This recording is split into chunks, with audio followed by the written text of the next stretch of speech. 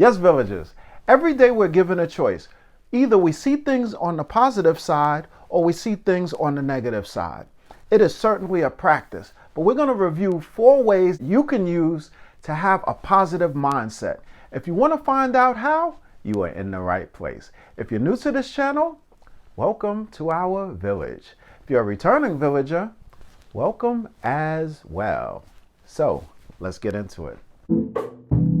Welcome to Garden of the Mind, where we reduce stress, improve our health and fitness, and improve our financial IQ every episode. We must believe more than we see. Do you know some people who have a positive mentality every time you see them? You know that life has got to let them down, but somehow or another they never show it. What's their secret? Well, we come to explore that. Tip number 1, change your perspective. Whenever something happens to us, we usually say things like, why me? Why does this have to happen to me right now? And we look at things as if we don't have control of our lives. And when we say things like that, we are in fact giving the power of our situation to our circumstance as opposed to ourselves. So instead of us saying, why is this happening? We should say, what is life trying to teach me? So instead of looking at things in a negative way, we can look at things in a positive way and reframe that entire experience. So if we say to ourselves, how can this situation benefit me? Then now our mind starts to open up and we start to look for solutions. When we say things like, why is this happening to me? There is no answer that is going to change the situation. We have to look towards the positive and look towards having a growth mindset in terms of these things so that we can turn our situation completely around. Gratitude is exactly what is necessary for us to reframe our thinking and start to see the positive in everything. So for example, if you've lost someone recently, instead of saying, why did God take them away or why did this person leave me? Think to yourself, I'm so glad that I had the opportunity to spend this amount of time with that person and we made such pleasant memories. And dwell on those things, dwell on the memories and the amount of time that you got an opportunity to spend with a person as opposed to them being taken from you. It's not an easy thing, but you can do it with some practice. Tip number 2, change how you are processing a situation.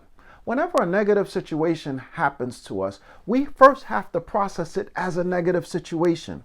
We have to reframe the way that we look at things, and instead of saying it's a negative situation, think about it as a neutral situation. The way you are interpreting it may be negative.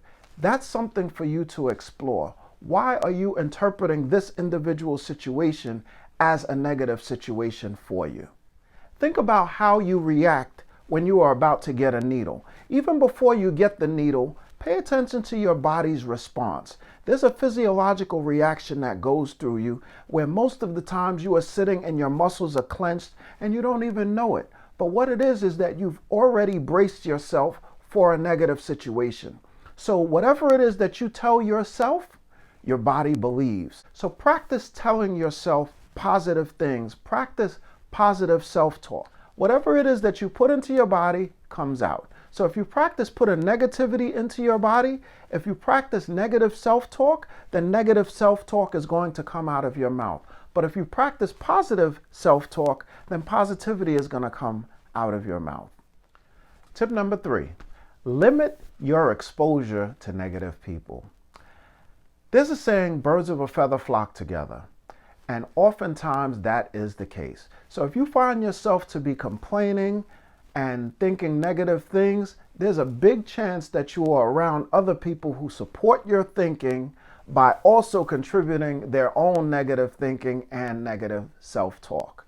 So you have to stay away from people who are going to help you celebrate at your pity party. We have to practice being around people who are positive and letting that rub off, because if we're around negative people, the negativity rubs off as well. Now, sometimes when you come into contact with a person, you don't know that the person is automatically negative. It's not like they have like a label on the top of their head saying, I'm going to drain your energy.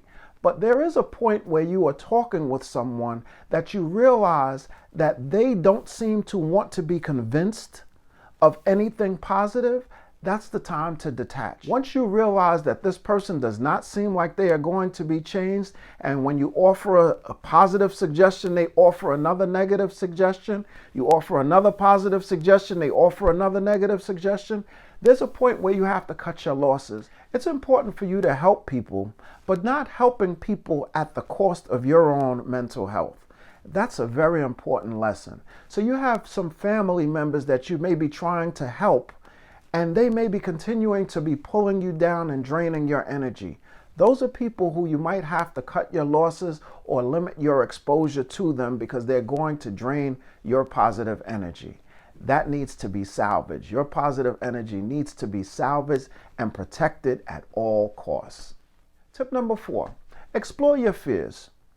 We live in a fear-based society, so it's easy for us to go on negative automatically because that's how we've been trained in most of our interaction. So if something happens at the job, we think automatically, oh no, I'm going to lose my job. If it happens in our relationship, oh no, this person is going to leave me. It's only when we confront our fears can we see exactly whether these are rational fears or irrational fears. So while they remain a possibility, most of the times they're not a probability. So as long as we start to see that it's a remote situation and probably will never happen, that will also help us to feel better about our situation and be comforted in the fact that this eventuality or this possibility may never happen. Remember, being positive is a process. It is like acquiring a new skill or exercising a muscle. You can't just go to the gym and get the largest muscles that you want from doing one set of exercise. You have to come and do this exercise over and over and over again, day after day, until you get that muscle memory, and then you get the results that you are looking for. This is a similar process. So when you decide that you would like to be positive, if you start today, tomorrow you're going to get it wrong. That is part of the process. It's a part of the process for you to get these things incorrect. And once you get them incorrect, you have to refocus yourself and say, I'm trying to look for the positive here, and I'm not going to look for the negative. And every time you find yourself thinking negative, say that to yourself. I'm trying to look for the positive here. I'm not going to look for the negative. And that can be your mantra as you continue on this journey towards positivity.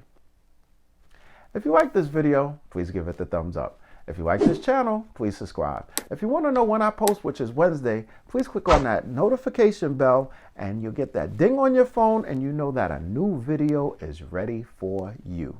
And remember, thoughts are actions, words have power, and actions have consequences. I will see you next Wednesday. I'll see you then.